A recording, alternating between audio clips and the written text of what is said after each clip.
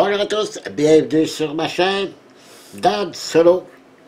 Aujourd'hui, le déballage de Paper Dungeon, un jeu qui vient enfin d'arriver ici au Québec, la version française, justement édité par Super Meeple pour la version française, et Meeple BR, que je connaissais pas, honnêtement.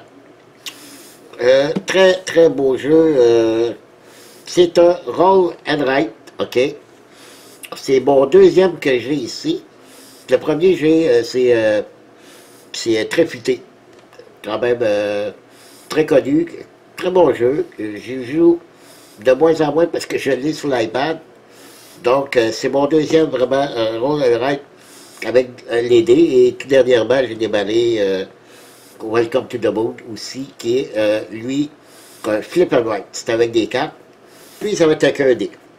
Mais assez particulier parce que on va se frayer un chemin à travers un donjon, éliminer des monstres, éliminer des boss, et essayer de parcourir tout ça dans le temps imparti qu'on a. Et puis, on doit faire des points à la fin aussi. Donc, c'est un jeu de 1 à 8 joueurs pour 10 ans et plus, pour des parties d'environ 30 minutes.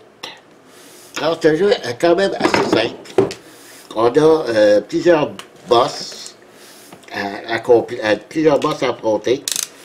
Et on a des quêtes, aussi des objectifs à accomplir. Alors, beaucoup de choses à faire pendant ce chemin qu'on doit se frayer à travers le donjon. Et ce que j'aime aussi, c'est que oui, il y a une seule stop. C'est une tablette de feuilles, ok? Vous allez me dire, ouais, mais c'est toujours le même donjon. Pas tout à fait. Pas tout à fait. On va rouvrir ça et je vais vous montrer pourquoi le pas tout à fait. Encore une fois, c'est très joli à voir. Très solide. Donc, de ce côté-là, pas de problème. On nous fournit des petits crayons. OK? Les dés, que je vais vous montrer, les cartes. Et les boss. Ça veut dire, ah, des petits sacs, OK. Ça veut dire, il n'y a pas grand-chose. Mais quand même. Et là, on a les règles. Et le papier qui n'est pas recto-verso, comme vous pouvez voir. Bon, on commence par les règles. Un jeu quand même assez simple.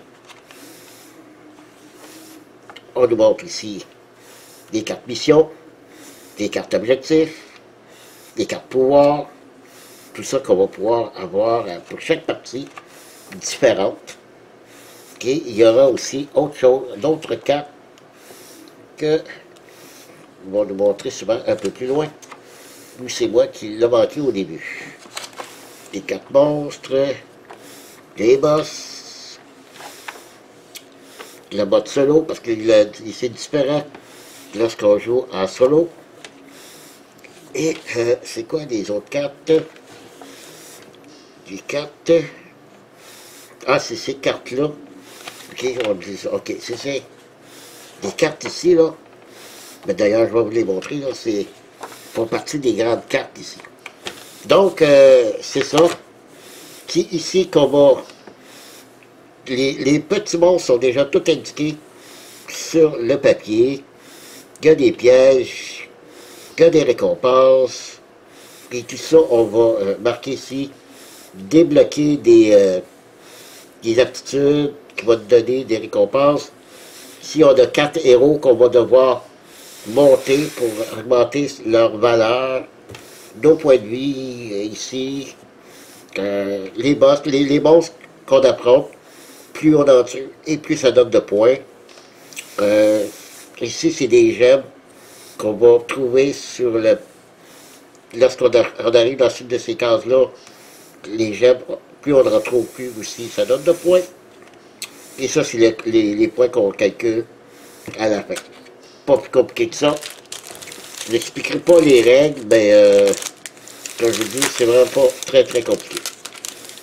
Donc ici on a les boss et on a le Minotaure, la gargouille, très très beau, hein. Ici on a ces points. Je me souviens plus si plus on a de points, plus il nous fait moins de dommages. Mais toujours au minimum, il nous fait 1 point de dommage. Puis si on est pas d'atteindre 17 points, si on fait seulement 13 points, 2 points de dommage, ça fait 9 points seulement, 3 points de dommage. Donc il faut maximiser nos points de combat pour lui faire le plus, atteindre le plus loin des 3 pour subir le moins de dommages possible. Bon, ça a l'air compliqué comme la façon que je vous explique ça, là, mais c'est comme ça. Ici, on a la gargouille, le golem, la momie superbe, le géant, oh, le vampire, la chimère, l'élémentaire. Puis vous voyez que les points, c'est exponentiel, là. OK, ici, jusqu'à 28. L'hydre, la liche, hein, tiens, la liche. 28 points aussi. Le dragon, 28 points aussi. Le guetteur, jusqu'à 28 aussi. Et voilà. Donc, regardez, là, c'est pas... C'est un seul... non, c'est-à-dire c'est 3. Il y en a 3 par partie. Donc, 1, 2, 3, 4, 5, 6, 7, 8, 9, 10, 11, 12. 12 boss. Et on en affronte 3 à chaque partie. Donc, ce ne sera jamais les mêmes, 3. Donc, là-dessus, il y a une très bonne rejouabilité. Et ici, c'est ce que je disais tantôt, à propos de rejouabilité, c'est que notre donjon va être modifié d'une game à l'autre, dépendamment de la carte qu'on va piger. On va piger une carte et on va créer probablement, il nous dit où sont les 3 boss, comme aussi le 1, le 2 et le 3. Donc, on marque 1, 2 et 3 aussi à ces endroits-là. Et il y a de nouveaux murs qui apparaissent. Regardez ici, il n'y en a pas. Donc, il faut faire un mur ici. Ici, un L. Ici, il est déjà là. Ici, on fait un nouveau mur ici. Ici aussi. Donc, le donjon se modifie d'une partie à l'autre, dépendamment de la carte qu'on pige, et les boss ne se trouvent jamais au même endroit. Alors ça, c'est super bien. Il y a un petit texte d'ambiance ici en arrière, parce que c'est selon la carte qui nous dit quel monstre qu'on va affronter, comme ici la momie, la chimère, le dragon. OK? Fait que c'est ça qui nous dit ici, qui est placé en E3, en E5 et en C7. Alors, chaque... OK, les lettres sont ici et les chiffres sont ici. Donc, c'est voilà, comme ça qu'on va placer nos 3 boss. Voilà. Je vous montre les dés.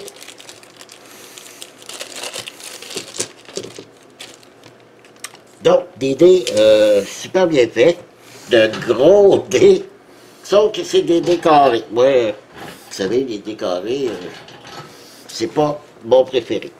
Mes préférés. Sauf que, vous voyez, c'est 3 dés blancs et 3 dés noirs, et c'est la même chose. C'est les 6 dés, c'est les mêmes dés, OK? La seule différence, c'est que au moment de la partie, on va devoir, avec la carte qu'on va piger, OK, les cartes ici, vous voyez, comme ici, le chevalier, il est en noir, donc on va colorer le petit carré noir ici. Le mage est en blanc, on le laisse en blanc. Ici, ça va être un prêtre qui est en blanc aussi, et le voleur est en noir. Donc, on va avoir 2 qui est en noir et les 2 en blanc. Ça a un rapport avec les dés, bien sûr. Donc, si on veut colorer une des cases, mettons, je vais colorer mon chevalier qui est en noir, je devrais piger le dé avec le symbole, le même symbole de chevalier. Et là, je peux augmenter en utilisant ce dé, colorer ici la deuxième noire, ok?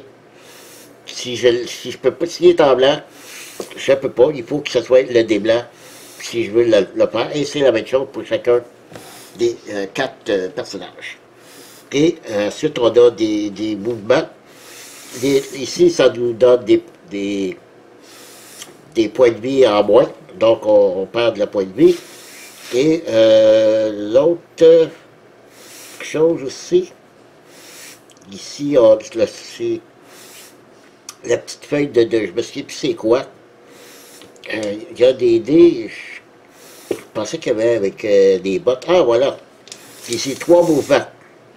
3 bottes, c'est 3 mouvements. Je pense que c'est juste les dés. Je pensais qu'ils étaient tous pareils. C'est faux. C'est que les deux noirs qui ont des bottes, 3 mouvements.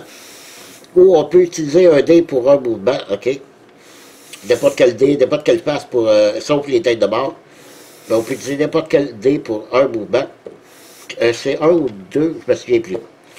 Ben, c'est mieux quand on a 3 mouvements de possible. Et on a ici le trèfle à 4 feuilles. Lui, je me souviens pas du tout c'est quoi. Voilà. Voilà ce qui est pour les dés. On va regarder maintenant les petites cartes.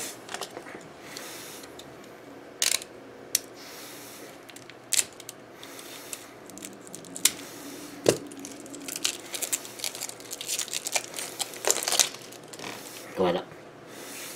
Donc ici, comme j'expliquais, ces cartes-là vont nous dire avec quoi on va commencer. Qui va être de nos 4 personnages, qui va être en noir, qui va être en blanc. Et vous voyez, c'est différent pour chacune des cartes. Et ça, c'est les cartes qui vont nous donner des points de fin de partie. OK? C'est des objectifs. Il y en a quand même un bon petit paquet. Ici, c'est des quêtes, je crois. Si on a battu 6 bières, ben, on va gagner des points de victoire ici. OK? Pas des points de victoire, les points de victoire qu'il y a ici. Ben ici, c'est pour nous dire si on le fait en dedans de je ne me souviens plus là à quoi correspond ici. Je crois que c'est le nombre de tours. Lorsqu'on aura atteint 6 billes de tuer, ça c'est le nombre de tours. Okay, si je l'ai réussi au 4e tour, j'ai 4 points. Au 5e tour, 3 points. Et ainsi de suite. Je crois que c'est ça. Mais là, c'est un petit bout, j'ai regardé des vidéos. Donc, c'est des quêtes. Et ici, c'est des objectifs aussi. Recevez une potion à chaque fois que vous ramassez un gemme. C'est des avantages, c'est des cartes d'avantages qu'on peut gagner durant la partie, je crois. Voilà. Très bonne carte, très solide. Donc là-dessus, aucun problème. Voilà. C'est un jeu que je vais, c'est sûr que je vais vous présenter. Pas très difficile à présenter comme jeu, prend pas beaucoup de place. Donc ça va être parfait. Alors voilà, c'était tout, un petit déballage. Dungeon Paper, je dis toujours Dungeon Paper, mais c'est Paper Dungeon, un jeu de Leandro Pierre, de mine d'aventure.